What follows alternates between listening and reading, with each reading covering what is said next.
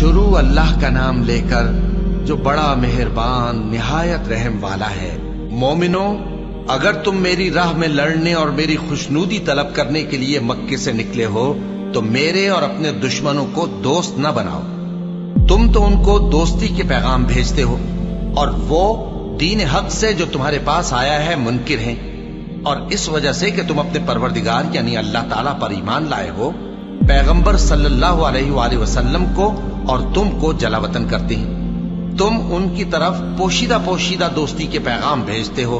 اور جو کچھ تم مخفی طور پر اور جو علل اعلان کرتے ہو وہ مجھے معلوم ہے، اور جو کوئی تم میں سے ایسا کرے گا وہ سیدھے رستے سے بھٹک گیا۔ اگر یہ کافر تم پر قدرت پالیں تو تمہارے دشمن ہو جائیں، اور ایذا کے لیے تم پر ہاتھ بھی چلائیں اور زبانیں بھی، اور یہ چاہتے ہیں کہ تم کسی طرح کافر ہو جاؤ۔ قیامت کے دن نہ تمہارے رشتے ناتے کام آئیں گے اور نہ اولاد۔ اس روز وہی تم میں فیصلہ کرے گا، اور جو کچھ تم کرتے ہو اللہ اس کو دیکھتا ہے۔ مسلمانوں،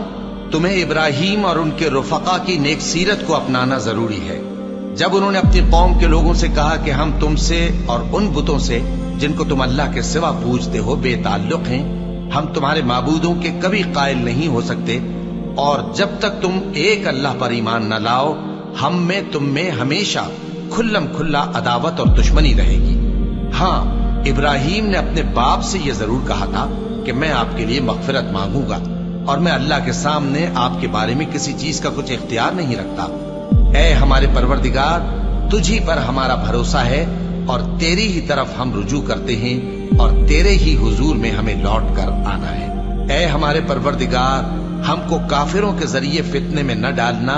اور اے ہمارے پروردگار ہمیں معاف فرما، بے شک تو غالب ہے، حکمت والا ہے۔ تم مسلمانوں کو یعنی جو کوئی اللہ کے سامنے جانے اور روز آخرت کے آنے کی امید رکھتا ہو اسے ان لوگوں کی نیک سیرت اپنانی چاہیے، اور جو روگردانی کرے تو اللہ بھی بے نیاز ہے، لائق حمد و ثنا ہے۔ عجب نہیں کہ اللہ تم میں اور ان لوگوں میں جن سے تم دشمنی رکھتے ہو دوستی پیدا کر دے، اور اللہ قادر ہے اور اللہ بخشنے والا ہے، مہربان ہے۔ جن لوگوں نے تم سے دین کے بارے میں جنگ نہیں کی اور نہ تم کو تمہارے گھروں سے نکالا، ان کے ساتھ بھلائی اور انصاف کا سلوک کرنے سے اللہ تم کو منع نہیں کرتا۔ اللہ تو انصاف کرنے والوں کو دوست رکھتا ہے۔ اللہ انہی لوگوں کے ساتھ تم کو دوستی کرنے سے منع کرتا ہے جنہوں نے تم سے دین کے بارے میں لڑائی کی اور تم کو تمہارے گھروں سے نکالا اور تمہارے نکالنے میں اوروں کی مدد کی۔ تو جو لوگ ایسوں سے دوستی کریں گے وہی ظالم ہیں۔ مومنوں، جب تمہارے پاس مومن عورتیں وطن چھوڑ کر آئیں تو ان کی آزمائش کر لو، اور اللہ تو ان کے ایمان کو خوب جانتا ہے۔ سو اگر تم کو معلوم ہو کہ وہ مومن ہیں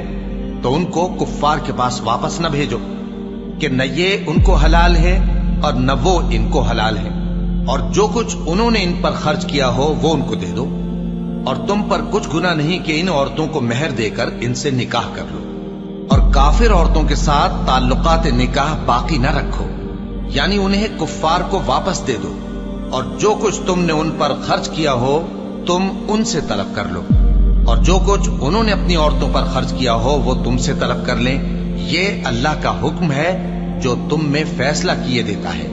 اور اللہ جاننے والا ہے، حکمت والا ہے۔ اور اگر تمہاری بیویوں میں سے کوئی تمہارے ہاتھ سے نکل کر کافروں کے پاس چلی جائے اور اس کا مہر وصول نہ ہوا ہو،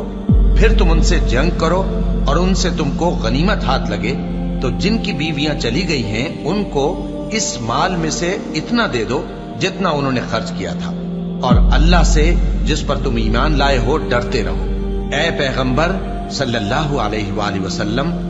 جب تمہارے پاس مومن عورتیں اس بات پر بیعت کرنے کو آئیں کہ نہ تو اللہ کے ساتھ شرک کریں گی، نہ چوری کریں گی، نہ بدکاری کریں گی، نہ اپنی اولاد کو قتل کریں گی، نہ اپنے ہاتھ پاؤں کے درمیان کوئی بہتان باندھ لائیں گی، اور نہ نیک کاموں میں تمہاری نافرمانی کریں گی، تو ان سے بیعت لے لو اور ان کے لیے اللہ سے بخشش مانگو،